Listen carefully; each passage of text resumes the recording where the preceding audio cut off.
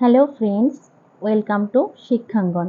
আজকে আমরা class 4 wings বইয়ের পেজ নাম্বার 192 এর অ্যাক্টিভিটি 7টা সলভ করব। অ্যাক্টিভিটি 7-এ কি আছে দেখো।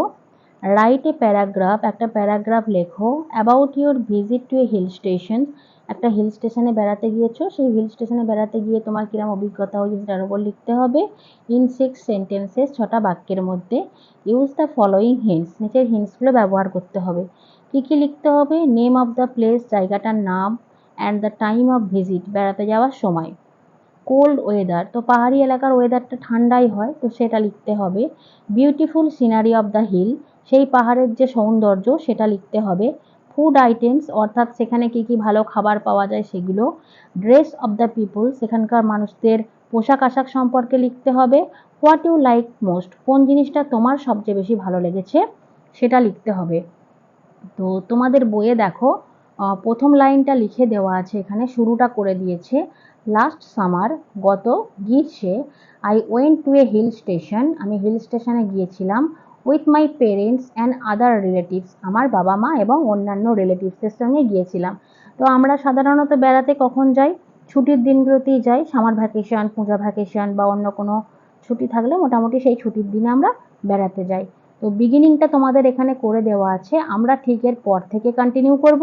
পর থেকে আমি যেটা লিখেছি সেটা তোমাদের সঙ্গে শেয়ার করেছি আর শেয়ার করছি, আর তোমরা তোমাদের মতো অন্য কিছু যদি লিখতে চাও অবশ্যই লিখতে পারো, শেখার চেষ্টা করো। তো আমি যেটা লিখেছি সেটা তোমাদের সঙ্গে শেয়ার করি। চলো কি লিখেছি দেখো। যেটা তোমাদের বইয়ে লেখা আছে সেই লাইনটা প্রথম লিখেছি।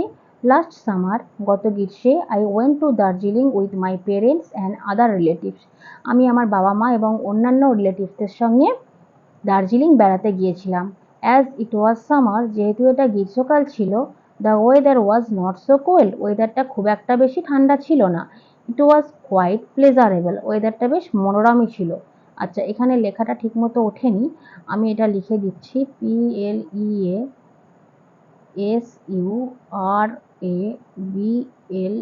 প্লেজারেবল।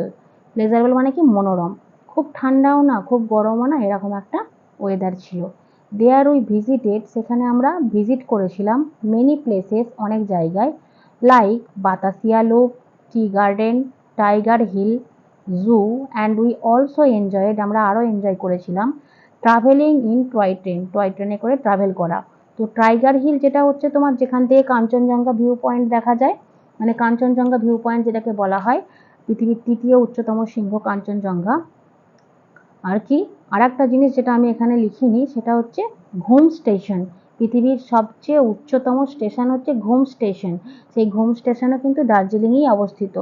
তারপর দেখো, দ্য বিউটি অফ দার্জিলিং, দার্জিলিংয়ের সৌন্দর্য overwhelmed me very much, overwhelmed মানে কি? বিমোহিত করে দেওয়া, মানে এত সুন্দর লেগেছে একদম বিমুগ্ধ হয়ে গেছি সেরকম।